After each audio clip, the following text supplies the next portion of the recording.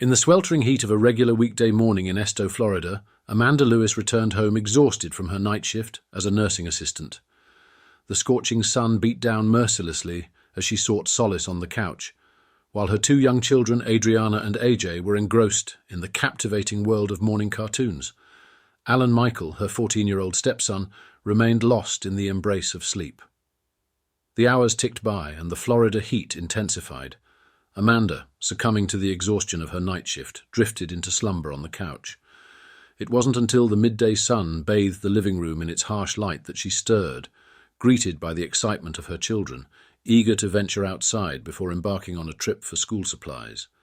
Adrianna, her vibrant 7-year-old daughter, and AJ, her spirited 6-year-old son, bubbled with youthful enthusiasm, their laughter filling the air.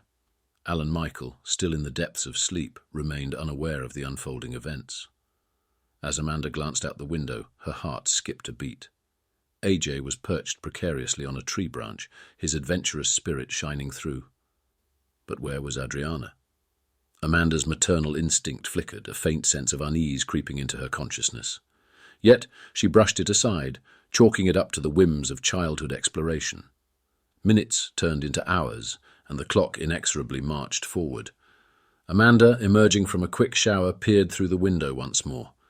Her breath caught in her throat as she spotted AJ by the above-ground pool, his small frame leaning over the water's edge.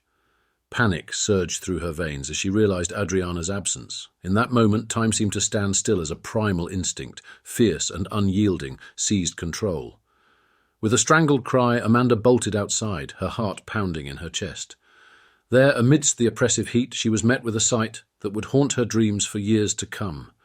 Adrianna, her precious daughter, lay motionless, her small body adrift in the pool's murky waters. Terror seized Amanda's heart as she raced to Adrianna's side, her mind a whirlwind of anguish and desperation. In a blur of frantic motion, Amanda dialed 911, her trembling fingers struggling to find purchase on the phone's keypad. The dispatcher's voice crackled through the line, a lifeline in the midst of chaos. With adrenaline coursing through her veins, Amanda clung to the dispatcher's instructions, her voice trembling as she relayed the harrowing scene unfolding before her. As precious seconds slipped away like grains of sand through an hourglass, Amanda fought with every fibre of her being to save her daughter's life. With trembling hands and a heart heavy with dread, she administered CPR, the rhythmic compressions a desperate plea for salvation. But fate, cruel and unyielding, had already cast its shadow upon them. When County Fire Chief Charles Corcoran arrived on the scene, he was met with a scene of heartbreaking despair. Amanda, her face contorted with grief, knelt beside her daughter, her hands bloody from the frantic compressions. Despite their best efforts, Adrianna's fragile heartbeat faltered, a flickering flame extinguished far too soon. In the aftermath of tragedy, as the sun dipped below the horizon, leaving behind a world cloaked in darkness, Amanda Lewis was left to grapple with the unbearable weight of grief.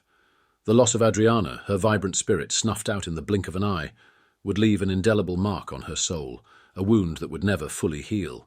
And so, the story of Adrianna Hutto serves as a poignant reminder of the fragility of life, a testament to the unyielding bond between a mother and her child, and a stark warning of the devastating consequences of a moment's inattention. In the quiet hours of the night, as the world slumbers and dreams fade into oblivion, her memory lingers on, a haunting echo of a life lost too soon. When Adrianna was discovered, the scene seemed like an accident waiting to happen. The toy wagon was snug against the pool and a child's bicycle laid just a foot away. These artifacts were quickly documented as investigators pieced together the puzzle. The fire chief believed Adrianna had scaled the pool wall using the toy wagon, met an accidental fall, and possibly struck her head on the wagon or bicycle, rendering her unconscious before the drowning. The telltale signs of bruising on her forehead only added weight to this theory. As Adrianna was rushed to the hospital, the EMS team couldn't help but notice Amanda's state of shock and distress, understandable reactions for any mother thrust into such a traumatic event. However, upon arrival at the hospital, the staff witnessed a different side of Amanda Lewis. Dr. Fox, one of the attending physicians, approached her in the waiting room, offering updates on Adrianna's condition. Instead of inquiring about her daughter's well-being, Amanda's attention seemed strangely fixated on the vending machines nearby, an unexpected reaction that struck the hospital staff as peculiar.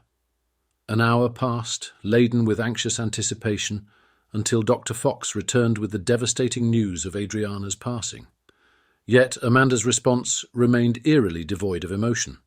When informed of her daughter's tragic fate, there were no tears, no visible signs of grief. Witnesses in the waiting room observed this detached reaction with a mixture of confusion and suspicion. Moments later, Amanda quietly entered Adrianna's hospital room. With a solemn tenderness, she ran her fingers through her daughter's hair, planting a gentle kiss on her forehead before silently exiting the room. It was a poignant moment, a fleeting glimpse of maternal affection amidst the overwhelming numbness of grief. Barely 3 hours had elapsed since Adrianna's untimely demise when the police arrived at the hospital seeking out Amanda Lewis for questioning. The interrogation delved into the events of that fateful day, retracing Amanda's steps from the moment she returned home from her night shift to the tragic culmination of Adrianna's drowning. In her retelling, Amanda recounted the mundane details of the day, from supervising her children's activities to Adrianna's sudden illness and their planned outing for school supplies. However, as the detectives probed deeper, inconsistencies began to emerge, casting doubt on the veracity of Amanda's account. Adrianna's ADHD added layers of complexity to the narrative, her attention flitting between activities throughout the day. Despite her aversion to water, Adrianna was found near the pool attempting to clear bugs, a behavior that seemed at odds with her purported fear. Questions lingered about why she hadn't simply stood up if the water was shallow, deepening the mystery surrounding her tragic fate. The investigators meticulously scrutinized the scene of the incident, noting the absence of toys and the presence of mud and child shoe prints, puzzling elements that begged for explanation. Amanda's demeanor during the interrogation raised further suspicions, particularly her apparent lack of distress following Adrianna's death. As the investigation unfolded, disturbing revelations emerged, including evidence of bruising on Adrianna's body, suggestive of possible abuse. The harrowing tragedy of Adrianna Hutto's death was transformed into a labyrinthine maze of unanswered questions and lingering doubts, leaving investigators grappling with the elusive truth buried beneath layers of grief and deception. The interview took a shocking turn when detectives disclosed Amanda's history of tragedy, including the death of her firstborn, Alex. However, the most damning revelation came from Adrianna's 6-year-old brother, AJ. In a chilling account, AJ implicated his mother in Adrianna's death, alleging that Amanda had thrown her sister into the pool as punishment. The gravity of AJ's statement sent shockwaves through the investigation, shedding new light on Adrianna's tragic demise. As the interview concluded, Amanda's role in her daughter's death became increasingly uncertain, with the evidence pointing to a horrifying act of maternal violence. In 2007, just 4 hours after the incident, a chilling reenactment was documented. She screamed, "AJ! AJ! Call the police!" The young boy at the Holmes County Sheriff's Office detailed the distressing events he claimed to have witnessed. "My sister, she readed me in spray some, and that makes everything smell good. And she done the stuff that she didn't post to, so my mum got mad at it, so she threw in the pool." Amanda's story had a significant gap. She made no mention of driving her car that day. When questioned, AJ's claims asserted a different sequence of events, not aligning with his mother's account. The challenge for investigators was to determine whether AJ was telling the truth or if it was the intricate workings of a young boy's imagination. To understand the current living situation, investigators turned their attention to AJ's daily life and his sleeping arrangements with his sister. "Where do you sleep at, AJ?" And old bedroom, me and my sister." "Is that where you slept last night?" "I sleep in there all day when I get in trouble, but when I be good I get to sleep in the living room," he explained. He disclosed that when he behaved well, he was allowed to sleep in the living room. However, on days when he found himself in trouble, his sleeping arrangements shifted to their shared bedroom for the entire day, adding another layer to the story. AJ also disclosed that he and Adrianna hadn't had breakfast on that particular day.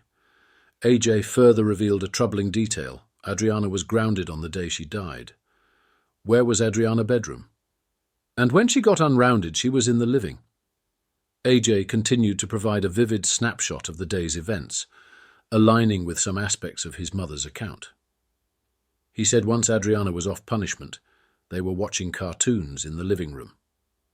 However, AJ also disclosed a source of Adrianna's trouble that day: slamming cabinets in the kitchen and playing with their mother's hair care products.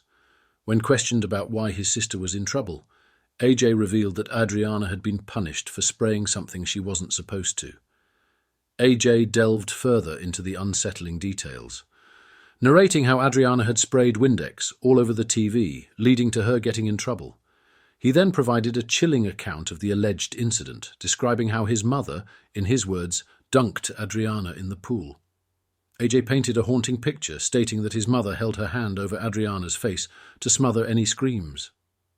Despite being just 6 years old, he demonstrated a keen awareness of his mother's work schedule, recalling specific days and times. He also revealed an understanding of his absence from school, pinpointing it as spring break. Investigators delved into the minute details of the young boy's memories, considering the seemingly trivial aspects of his summer break. These details became essential markers, painting a vivid yet troubling picture of the events preceding Adrianna's death. According to AJ, his mother, busy with chores, inadvertently neglected Adrianna, leading to a tragic accident in the pool. AJ's detailed account hinted at a possible form of punishment, indicating underlying tension in the household. As investigators confronted Amanda with AJ's revelation, she struggled to provide plausible explanations for Adrianna's bruises, further deepening suspicions. Amanda's demeanor during the interviews added layers to the unfolding narrative, with her apparent lack of visible emotion raising questions about her involvement. The investigation unearthed concerning details about Amanda's interactions with Child Protective Services, shedding light on potential issues within the family dynamic. Despite passing a polygraph test, suspicion continued to mount against Amanda, culminating in her arrest and formal charges of aggravated child abuse and first-degree murder.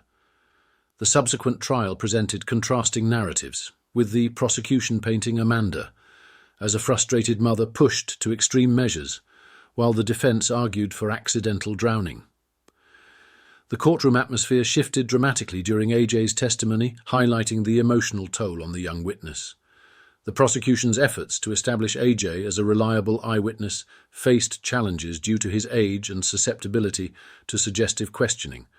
Nevertheless, AJ's emotional breakdown in court left a profound impact on the jury, emphasizing the delicate balance between presenting evidence and considering the emotional well-being of the witnesses. Ultimately, the trial's outcome hung in the balance, with the jury tasked with navigating conflicting accounts and weighing the credibility of witnesses. Amidst the intense courtroom drama, the search for truth and justice for Adrianna remained paramount. The trial proceeded with the prosecution meticulously reconstructing the crime scene through questioning young AJ, highlighting his drawings as potential key evidence. However, as the trial unfolded, the challenges of relying on a 7-year-old child's memory became increasingly apparent. Despite AJ's detailed recollections, there were notable gaps and uncertainties in his testimony, leaving room for doubt. The defense capitalized on these uncertainties, emphasizing the potential pitfalls of relying on a child witness, while the prosecution sought to highlight the consistency between AJ's testimony and key aspects of the case. However, discrepancies in AJ's account, particularly regarding the discovery of Adrianna in the pool, raised doubts about the reliability of his testimony. Despite the emotional toll it took on young AJ, his testimony became a critical component of the trial, offering unique perspectives and shedding light on the dynamics leading up to Adrianna's death. Yet, it was a delicate balance, aiming to extract vital information without causing additional harm to the young witness.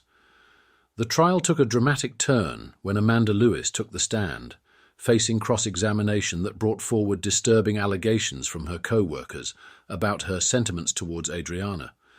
Confronted with these allegations, Amanda reluctantly admitted to harboring resentment towards her daughter, casting a shadow over the proceedings. The prosecution argued that Amanda's actions on the fateful day were not simply the result of a tragic accident, but indicative of deeper resentment and potentially harmful intentions. The emotional weight of Amanda's own admissions and the co-workers' testimonies played a pivotal role in convincing the jury of her guilt. After deliberating for 2 hours, the jury delivered a verdict of guilty on charges of first-degree murder and aggravated child abuse. Amanda Lewis was sentenced to life in prison without the possibility of parole, marking the end of the trial and the beginning of legal consequences for her. The controversial case continued to stir debate, with supporters of Amanda Lewis claiming she was wrongfully convicted. Some questioned the appropriateness of relying on the testimony of a 7-year-old in a murder case, while others speculated about potential influences on AJ's testimony. As the legal process unfolded, AJ moved on with his life, now 23 years old, and with the option to decide if he wants to reconnect with his mother. Amidst the lingering questions and divided opinions, the true circumstances surrounding Adrianna's death remain a haunting mystery.